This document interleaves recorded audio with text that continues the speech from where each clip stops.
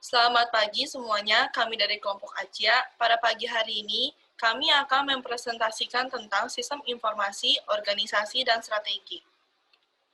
Di dalam bab 3 ini, terdapat 4 tujuan pembelajaran. Yang pertama, fitur organisasi mana yang perlu diketahui oleh manajer untuk membangun dan menggunakan sistem informasi dengan berhasil. Dan yang kedua, apa dampak sistem informasi terhadap organisasi. Yang ketiga, bagaimana model kekuatan kompetitif Porter, model rantai nilai, sinergi, kompetisi inti, dan ekonomi jaringan membantu perusahaan mengembangkan strategi kompetitif menggunakan sistem informasi.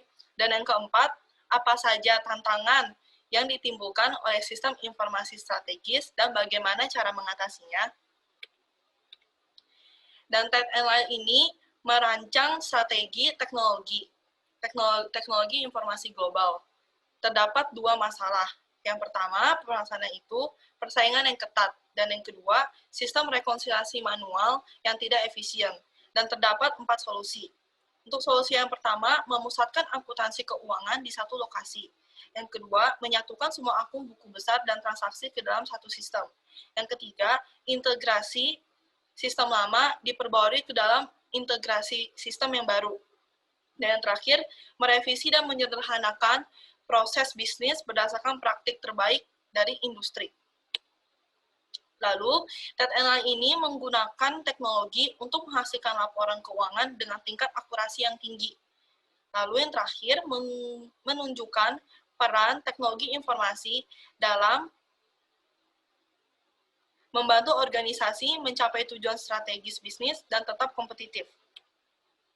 Lalu terdapat hubungan antara organisasi dan teknologi informasi. Nah, untuk poin yang pertama, teknologi informasi dan organisasi ini saling mempengaruhi. Dan terdapat 6 hubungan yang dipengaruhi oleh organisasi. Untuk hubungan yang pertama itu ada struktur, proses bisnis, politik, budaya, lingkungan, dan keputusan manajemen. Dan terdapat gambar. Dan gambar ini menunjukkan hubungan dua arah antara hubungan organisasi dan teknologi informasi yang dihubungkan dengan faktor mediasi. Untuk faktor yang pertama ini ada lingkungan, budaya, struktur, proses bisnis, politik, dan juga keputusan manajemen.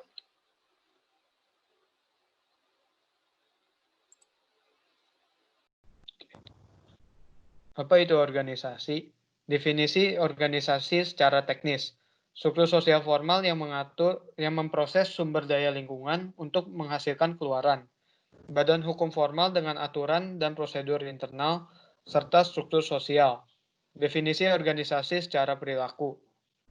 Kumpulan hak, hak istimewa, kewajiban, dan tanggung jawab yang diseimbangkan dengan hati-hati selama periode waktu melalui konflik dan resolusi konflik. Selanjutnya. Definisi mikroekonomi teknis organisasi. Dari segi teknis, organisasi adalah formal, legal, struktur sosial yang memproses sumber daya atau masukan untuk menghasilkan keluaran perusahaan dipandang sebagai perusahaan yang sangat mudah dibentuk dengan modal dan tenaga kerja yang saling menggantikan dengan cukup mudah.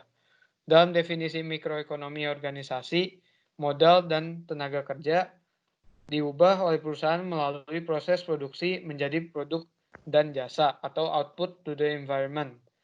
Produk dan layanan dikonsumsi oleh lingkungan yang memasok tambahan modal dan tenaga kerja sebagai masukan dalam putaran umpan balik.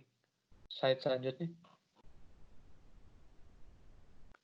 Pandangan perilaku organisasi menekankan hubungan, nilai, dan struktur kelompok. Definisi perilaku organisasi adalah kumpulan hak istimewa, kewajiban, dan tanggung jawab yang diseimbangkan dari waktu ke waktu melalui konflik dan resolusi konflik. Definisi ini menunjukkan bahwa membangun sistem informasi baru atau membangun kembali yang lama melibatkan lebih dari sekedar pengaturan ulang teknis mesin atau pekerja. Perubahan teknologi memerlukan perubahan dalam siapa yang memiliki dan mengontrol informasi, siapa yang berhak mengakses dan memperbarui informasi tersebut, dan siapa yang membuat keputusan tentang siapa, kapan, dan bagaimana. Pandangan teknis dan perilaku organisasi saling melengkapi. Definisi teknis menggambarkan bagaimana ribuan perusahaan di pasar kompetitif menggabungkan modal dan tenaga kerja dengan teknologi informasi. Sedangkan model perilaku menjelaskan bagaimana teknologi mempengaruhi cara kerja dalam organisasi. Semua organisasi modern dapat dilihat sebagai birokrasi yang memiliki beberapa karakteristik penting.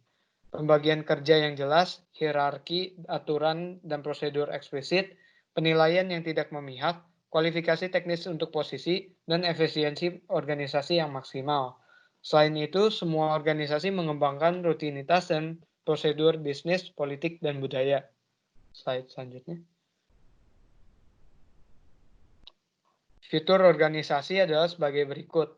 Penggunaan struktur hierarki, akuntabilitas kewenangan dalam sistem pengambilan keputusan yang tidak memihak, kepatuhan pada prinsip efisiensi, rutinitas dan proses bisnis, politik, organisasi, budaya, lingkungan, dan struktur. Selanjutnya.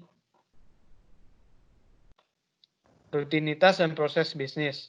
Rutinitas atau prosedur operasi standar, aturan prosedur, dan praktik yang tepat dikembangkan untuk mengatasi hampir semua situasi yang diharapkan. Proses bisnis, kumpulan rutinitas. Perusahaan bisnis, kumpulan proses bisnis. Slide selanjutnya. Proses bisnis adalah kumpulan rutinitas atau prosedur operasi standar yang memungkinkan efisiensi perusahaan. Semua organisasi terdiri dari rutinitas dan perilaku individu yang sekumpulannya membentuk proses bisnis. Kumpulan proses bisnis membentuk perusahaan bisnis. Aplikasi sistem informasi baru mengharuskan rutinitas individu dan proses bisnis perubahan untuk mencapai kinerja organisasi tingkat tinggi.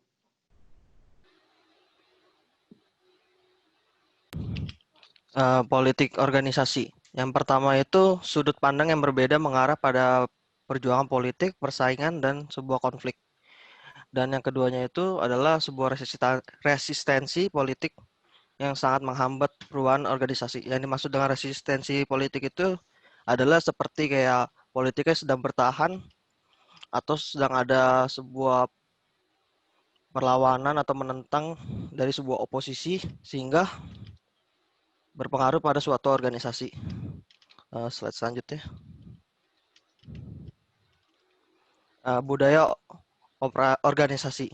Yang pertama, meliputi serangkaian asumsi yang menentukan tujuan dan produk. Misalnya seperti produk, apa yang harus diproduksi suatu organisasi. Yang kedua, bagaimana dan di mana itu harus diproduksi. Terus yang ketiga itu untuk siapa produk harus diproduksi. Selanjutnya mungkin menjadi kekuatan pemersatu yang kuat serta pengekangan terhadap suatu perusahaan. Itu slide selanjutnya. Lingkungan organisasi. Yang pertama, organisasi dan lingkungan memiliki hubungan yang timbal balik. Yang kedua, organisasi terbuka dan bergantung pada suatu lingkungan sosial dan fisik. Yang ketiga, organisasi dapat mempengaruhi lingkungan mereka, kayak lingkungan sosial dan lingkungan fisik ya. Yang keempat, lingkungan umum berubah menjadi lebih cepat daripada organisasi. Yang kelima, sistem informasi dapat menjadi suatu instrumen pemindaian lingkungan bertindak sebagai lensa. Slide selanjutnya. Ini adalah contoh gambar dari lingkungan dan organisasi yang memiliki hubungan timbal balik. Slide selanjutnya. Ya, sekarang ada teknologi disruptif. Yang pertama itu adalah substitusi produk yang mengganti barang lama menjadi barang baru yang saling menggantikan. Terus yang kedua itu adalah teknologi yang membawa perubahan besar pada bisnis, industri, dan pasar. Contohnya adalah komputer pribadi. Terus perangkat lunak, pengelola kata, internet, dan algoritma PageRank. Lalu yang ketiga itu adalah pergerakan pertama dan pengikut cepat. Yang pergerakan pertama, penemu teknologi yang mengganggu.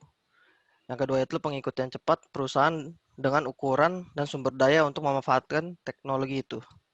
Slide selanjutnya. Struktur organisasi. Ada 5 jenis struktur organisasi. Yang pertama wirausaha, kedua birokrasi mesin, ketiga birokrasi terpecah, keempat birokrasi profesional. Dan yang kelima itu adokrasi. Adokrasi itu adalah jenis organisasi yang bertujuan birokrasi. Lalu yang Maksudnya yang kedua itu adalah sistem informasi yang seringkali mencerminkan struktur organisasi. Oke, fitur organisasi lainnya. Yang pertama, organisasi memiliki tujuan dan menggunakan cara yang berbeda untuk mencapainya. Yang kedua, konstituen.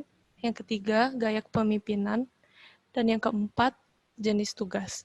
Selanjutnya, dampak ekonomi. Yang pertama, TI merubah biaya relatif modal dan biaya informasi. Yang kedua, sistem teknologi informasi adalah faktor produksi seperti modal dan tenaga kerja. Yang ketiga, TI mempengaruhi biaya dan kualitas informasi dan mengubah informasi ekonomi. TI membantu perusahaan karena dapat mengurangi biaya transaksi. Teori biaya transaksi. Perusahaan berusaha untuk menghemat biaya transaksi. TI menurunkan biaya transaksi pasar, membuat itu lebih bermanfaat bagi perusahaan untuk bertransaksi dengan perusahaan lain dibandingkan meningkatkan jumlah pekerja atau karyawan. Selanjutnya, teori agensi. Perusahaan adalah hubungan kompleks di antara pihak yang berkepentingan yang membutuhkan pengawasan. Perusahaan mengalami biaya agensi yang meningkat seiring dengan pertumbuhan perusahaan. TI dapat mengurangi biaya agensi, membuat perusahaan lebih mungkin untuk bertumbuh tanpa menambahkan biaya untuk supervising dan tanpa menambah pekerja. Selanjutnya, dampak organisasi dan perilaku. TI meratakan organisasi, yaitu pengambilan keputusan yang menekan ke tingkat yang lebih rendah. Lalu, lebih sedikit manajer yang dibutuhkan. Organisasi pasca industri. Organisasi diratakan karena masyarakat pasca industri, otoritas semakin bergantung pada pengetahuan dan kompetensi daripada posisi formal. Selanjutnya, ini bisa dilihat gambar yang di atas itu sebelum adanya perataan. Jadi di sini masih banyak tingkatan di manajemen. Nah, yang di bawahnya itu setelah adanya perataan.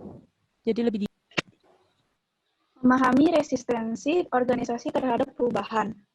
Sistem informasi menjadi terikat dalam politik organisasi karena mempengaruhi akses ke sumber daya utama yaitu informasi. Sistem informasi berpotensi mengubah struktur, budaya, politik, dan pekerjaan organisasi.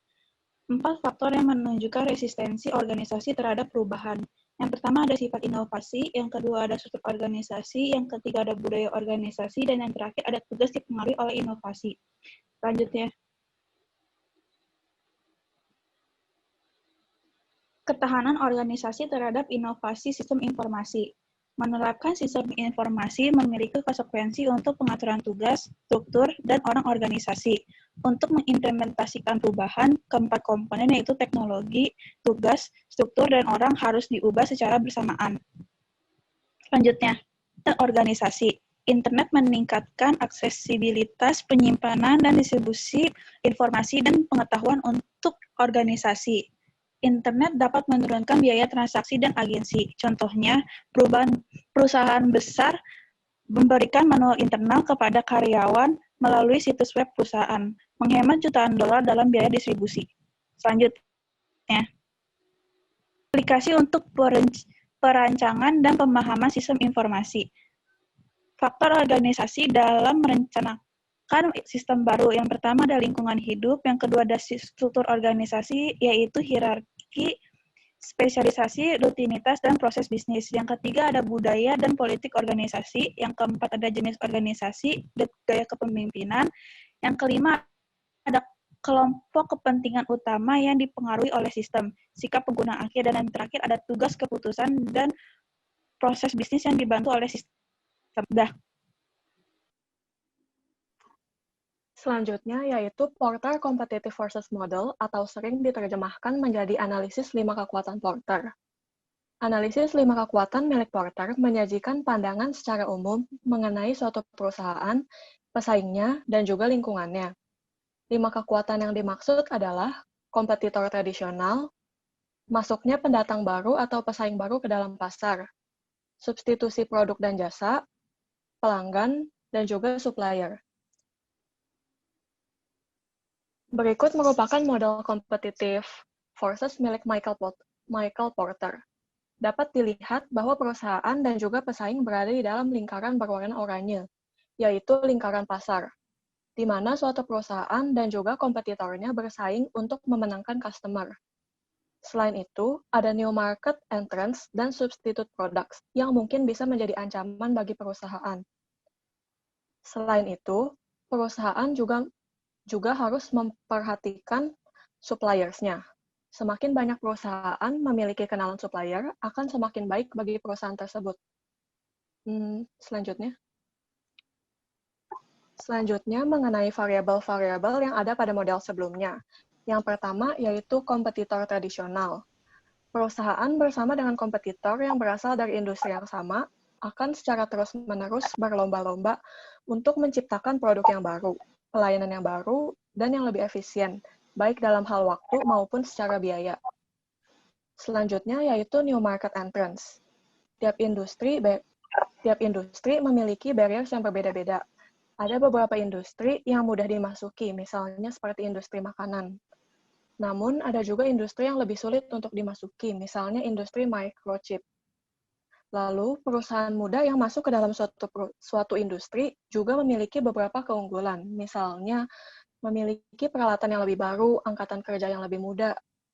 Namun, di samping itu juga ada kekurangannya, yaitu brand-nya yang belum banyak dikenal oleh pasar. Next. Selanjutnya yaitu produk substitusi. Produk substitusi yaitu produk yang mungkin dibeli oleh calon-calon customer suatu perusahaan jika perusahaannya menetapkan harga yang terlalu tinggi. Misalnya, jika pelanggan ingin berlangganan Apple Music. Jika pelanggan merasa harganya terlalu mahal, calon customer tersebut mungkin akan beralih ke alternatif yang lebih terjangkau, misalnya CD musik. Selanjutnya, customer atau pelanggan. Jadi, perusahaan juga harus membandingkan produknya dengan produk kompetitor. Apakah produknya memiliki ciri khas yang dapat mengikat customer loyalty? Dan yang perlu dibandingkan dengan kompetitor bukan hanya harganya saja, melainkan juga pelayanan, kualitas, dan sebagainya.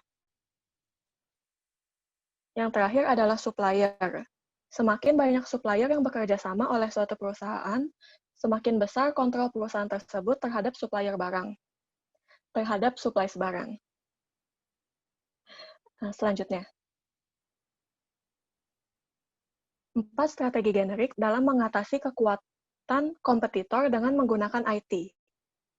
Yang pertama adalah strategi biaya rendah, diferensiasi produk, fokus pada market niche atau ceruk pasar, dan menguatkan hubungan dengan pelanggan dan pemasok. Jadi, strategi biaya rendah adalah menghasilkan produk dan layanan dengan harga yang lebih rendah dari pesaingnya. Contohnya itu sistem respon pelanggan Walmart yang efisien. Yang kedua adalah diferensiasi produk adalah proses pembedaan suatu produk atau jasa untuk membuatnya lebih menarik terhadap suatu pasar sasaran tertentu. Contohnya itu Nike, Apple, Google, dan penyesuaian massal. Selanjutnya adalah fokus pada market niche atau curug pasar. Menggunakan sistem informasi untuk mengaktifkan strategi terfokus pada pasar tunggal atau dapat diartikan pasar yang sangat fokus terhadap suatu jenis atau layanan tertentu. Contohnya itu ada Hilton Hotel ONQ System. Dan contoh lainnya itu perusahaan HP yang mengeluarkan printer all-in-one yang ditunjukkan untuk pebisnis rumahan, freelancer, atau UKM. Walau fungsi printer tersebut terbatas seperti tidak dapat melakukan print dalam jumlah yang besar, tetapi target yang mereka tuju memang hanya membutuhkan fitur tersebut. Selanjutnya adalah mempererat hubungan dengan pelanggan dan supplier. Menggunakan sistem informasi untuk mengembangkan ikatan dan loyalitas yang kuat dengan pelanggan dan pemasok atau supplier. Meningkatkan biaya peralihan. Contohnya itu ada Chrysler dan Amazon dan Starbucks. Selanjutnya. Dampak internet pada keunggulan kompetitif. Yang pertama ada transformasi atau ancaman bagi beberapa industri. Contohnya itu ada travel agency, print encyclopedia, dan media. Yang kedua ada kekuatan kompetitif masih bekerja, tetapi persaingan lebih intens dari sebelumnya. Yang ketiga ada standar universal memungkinkan saingan baru, pendatang baru untuk memasarkan produk-produknya. Yang terakhir ada peluang baru untuk membangun merek dan basis dan pelanggan setia. Selanjutnya, ada smart product dan Internet of Things. Yang pertama ada Internet of Things, meningkatnya penggunaan sensor yang terhubung ke internet dalam suatu produk. Yang kedua ada smart product, peralatan, contohnya itu adalah peralatan fitness, dan juga alat kesehatan yang menggunakan teknologi secara otomatis. Yang ketiga ada memperluas peluang diferensiasi produk. Itu meningkatkan persaingan antar pesaing. Yang keempat ada menaikkan biaya peralihan. Yang dimaksud dari menaikkan biaya peralihan adalah biaya atau beban yang harus ditanggung oleh konsumen selama proses perpindahan dari suatu produk atau jasa ke produk atau jasa yang lain. Yang kelima adalah melarang pendatang baru. Yang terakhir adalah dapat menurunkan kekuatan pemasok. Selanjutnya, model rantai nilai bisnis. Tegas sebagai rangkaian aktivitas yang menambah nilai produk atau jasa. Kedua, menyoroti aktivitas di mana strategi kompetitif dapat diterapkan dengan baik.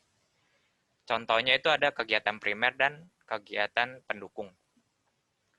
Yang ketiga adalah efisiensi dan meningkatkan ikatan dengan pelanggan dan pemasok pada setiap tahap. Tentukan bagaimana sistem informasi dapat meningkatkan akses operasional. Yang terakhir adalah memanfaatkan pembandingan praktik terbaik industri. Selanjutnya. Oke, kemudian ada model rantai nilai. Model rantai nilai itu ada firm value chain atau rantai nilai perusahaan dan industry value chain, rantai nilai industri. Dari firm value chain itu dibagi menjadi dua, ada kegiatan pendukung dan kegiatan utama. Kegiatan pendukungnya sendiri terdiri dari 4. Ada administration and management, yang sebagai penjadwalan elektronik dan sistem pesan. Kemudian ada human resource management, yang sebagai sistem perencanaan tenaga kerja. Kemudian ada technological, yang dimana sebagai sistem desain perbantuan komputer. Kemudian terakhir ada procurement or purchasing, itu dimana sistem pemesanan terkomputerisasi. Kemudian ada kegiatan utamanya dibagi menjadi 5, yaitu inbound logistik, yang dimana sistem pergunaan secara otomatis. Kemudian ada operation, sistem pemesanan yang dikendalikan dengan komputer. Kemudian ada sales and marketing, di mana sistem pemesanan secara komputer. Kemudian ada service, itu melengkapi sistem perawatannya. Kemudian ada outbound logistik, di mana artinya sistem penjadwalan pengiriman secara otomatis. Dan kemudian di bawahnya industry value chain itu dapat dilihat di gambarnya. Oke, next. Ada value web extending, di mana value web sendiri artinya adalah sistem terhubung yang mensinkronasikan value chains dari rekan bisnis dengan industri untuk merespons secara cepat perubahan dalam penawaran dan permintaan. Contohnya itu adalah Amazon. Amazon itu memudahkan supplier untuk menampilkan produk dan membuka toko di situs Amazon. Memudahkan konsumen untuk membayar barang. Kemudian ada membangun sistem yang mengkoordinasikan pengiriman barang ke konsumen. Kemudian ada membangun sistem pelacak pengiriman ke konsumen. Value web lebih didorong oleh pelanggan, operasi yang kurang linear dibandingkan rantai nilai tradisional. Oke, next. Ini ada gambar dari value web. Oke, lanjut. Kemudian ada sinergi. Sinergi adalah kegiatan keluaran dari beberapa unit digunakan sebagai masukan untuk perusahaan orang lain atau kumpulan organisasi pasar dan keahlian. Contohnya adalah penggabungan dari Bank New York dan JP Morgan Chase. Kemudian ada pembelian YouTube oleh Google. Oke, selanjutnya. Kemudian ada kompetisi inti. Kompetisi ini aktivitas yang perusahaannya adalah pemimpin kelas dunia. Kemudian mengandalkan pada pengetahuan, pengalaman, dan berbagi di seluruh unit bisnis. Contohnya itu ada Intranet, Procter, dan Gamble. Dan direktori pakar materi pelajaran. Oke, lanjut. Selanjutnya itu ada strategi berbasis jaringan. Strategi berbasis jaringan bisa mendapatkan keuntungan dari kemampuan perusahaan dalam jaringan.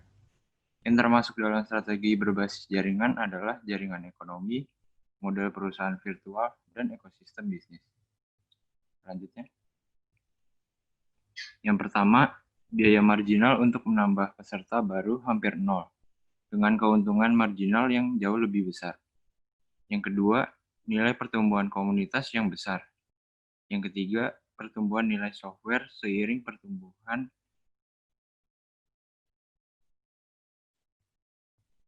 Yang keempat itu membandingkan ekonomi tradisional dengan hukum pendapatan yang semakin berkurang. Selanjutnya, model perusahaan virtual. Yang pertama itu memanfaatkan jaringan untuk bekerja sama dengan perusahaan lain. Yang kedua, membuat dan mendistribusikan produk tanpa dibatasi oleh batasan organisasi tradisional atau lokasi fisik. Contohnya itu Li dan Fung. Li dan Fung mengelola produksi dan pengiriman untuk perusahaan pakaian. Sumber daya semua pekerja untuk ribuan pemasok. Selanjutnya, platform dan ekosistem bisnis. Kumpulan perusahaan industri yang menyediakan layanan dan produk terkait. Contohnya itu ada platform Microsoft dan Facebook. Ada juga perusahaan Keystone dan perusahaan NIS. Perusahaan individu dapat mempertimbangkan bagaimana teknik informasi akan membantu menguntungkan dalam ekosistem yang lebih besar. Selanjutnya, berikut ini merupakan model strategi ekosistem. Dalam gambar ini terdapat kompetitor. Kompetitor itu adalah semua perusahaan berbagai pasar dengan kompetitor. Kompetitor selalu merancang cara baru yang lebih efisien untuk menghasilkan produk baru, layanan, dan menarik konsumen dengan membangun merek. Yang kedua itu ada terbukanya pasar baru. Adanya era perdagangan bebas membuat terbukanya pintu perdagangan dan pasar baru. Membuka pabrik atau gerai di lokasi baru membuka peluang terbukanya pasar baru. Yang ketiga ada produk dan layanan pengganti. Di dalam setiap industri, konsumen akan mengganti produk Anda dengan produk pengganti jika harga yang Anda tawarkan terlalu tinggi. Yang keempat ada konsumen. Konsumen menjadi hal terpenting karena kekuatan konsumen akan tumbuh jika mereka dapat dengan mudah mengganti produk Anda dengan produk kompetitor yang sejenis. Supplier dapat secara signifikan mempengaruhi keuntungan perusahaan, terlebih ketika perusahaan tidak dapat meningkatkan harga lebih cepat daripada supplier. Selanjutnya, tantangan yang ditimbulkan oleh sistem informasi strategi. Yang pertama, mempertahankan keunggulan kompetitif. Pesaing dapat membalas dan mengikuti sistem strategi. Yang kedua, menyelaraskan teknik informasi dengan tujuan bisnis. Melakukan analisis sistem strategi pada struktur industri dan rantai nilai perusahaan. Yang ketiga, mengelola transisi strategi. Mengadopsi sistem strategi untuk perubahan dalam tujuan bisnis, hubungan dengan pelanggan dan pemasok, dan proses bisnis. Berikut presentasi dari kelompok ACIA. Sekian dan terima kasih.